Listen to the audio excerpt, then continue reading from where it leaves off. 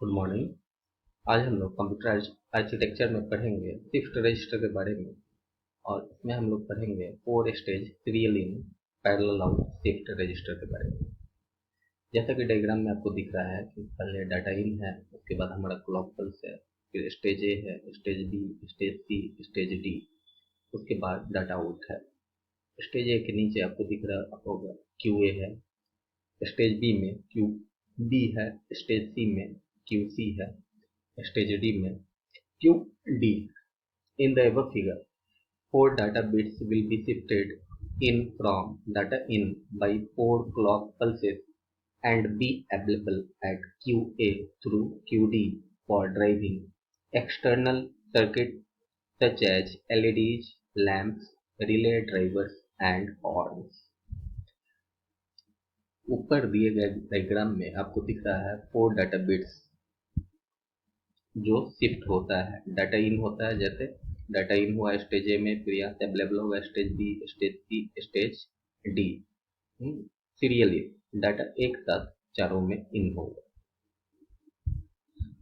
और ये data in होगा 4 क्लॉक पल्सेस के द्वारा और अवेलेबल होगा क्यू ए से क्यू डी तक, मतलब Q A through Q D for driving external circuit.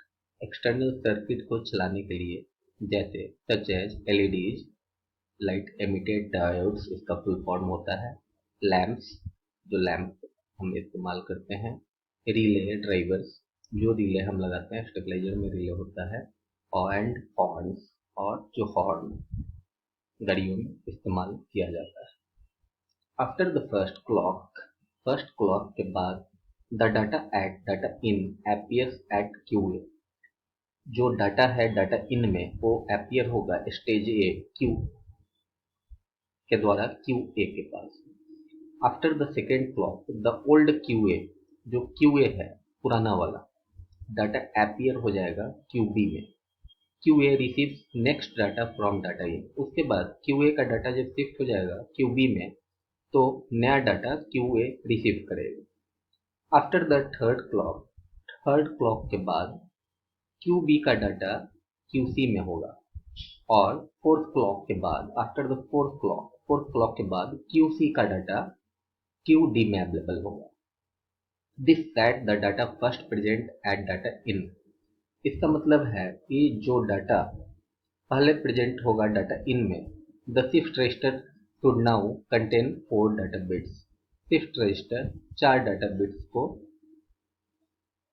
Contain करेगा। तो ये हमारा हो गया 4 stage serial in parallel out. मतलब सीरियल से इन करेगा, मतलब इन करेगा स्टेज ए से, क्यू ए का डाटा क्यू बी में अवेलेबल होगा, क्यू बी का डाटा क्यू सी में अवेलेबल होगा, क्यू सी का डाटा क्यू डी में अवेलेबल होगा। तो सीरियली इन करेगा, बारी बारी से इन करेगा, लेकिन पैरेलली आउट होगा। और ये आपको दिखा रहा है कि ये parallel out Q A, Q B, Q C और क्यू डी और चारों से पैरेलल आउट हो रहा है। इसके बाद दूसरा डायग्राम हम लोग देखते हैं।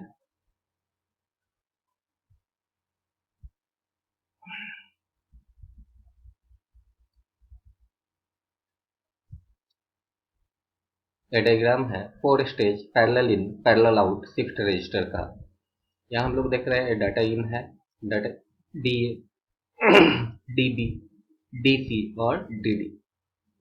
उसके बाद क्लॉक है और उसके बाद मोड है। यह हमारा स्टेज है, stage A, stage B, stage C, stage D और यह डाटा आउट है और यहाँ फिर Q A, Q B, Q C और Q D.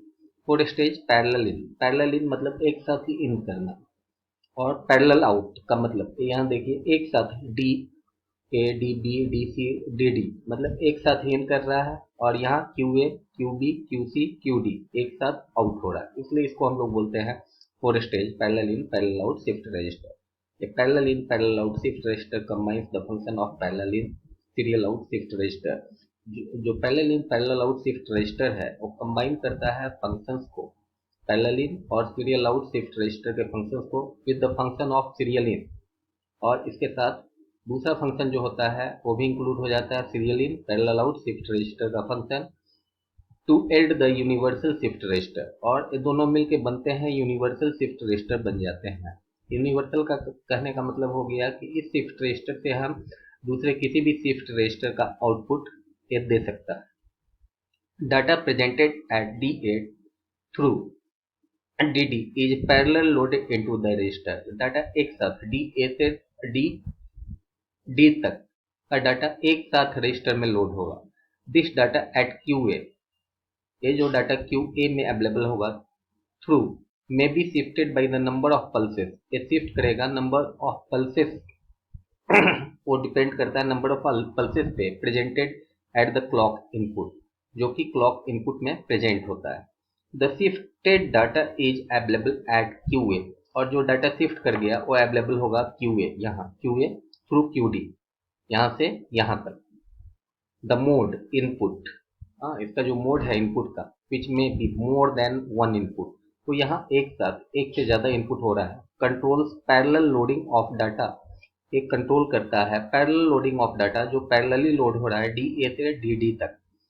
Shifting of data and the direction of shifting, हाँ तो डाटा शिफ्ट कर रहा है और डायरेक्शन ऑफ शिफ्टेड एक पैरेलल होगा।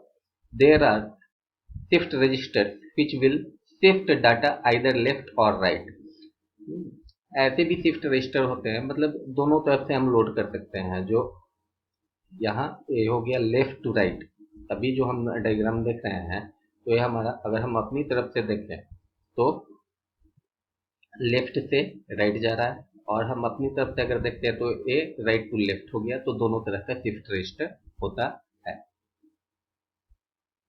अब आगे जो हमारा तीसरा डायग्राम है, ये डायग्राम है रिंग काउंटर का। रिंग काउंटर में आप लोग देख रहे हैं यहाँ स्टेज ए है, स्टेज बी है, स्टेज सी है और स्टेज डी है।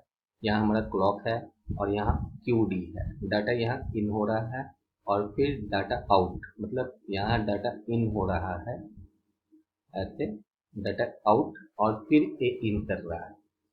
If the serial output of a shift register is connected to serial in, अगर सीरियल आउटपुट किसी शिफ्ट रजिस्टर का कनेक्ट होता है सीरियल इनपुट से, data can be perpetually shifted around the ring as long as clock pulses are present।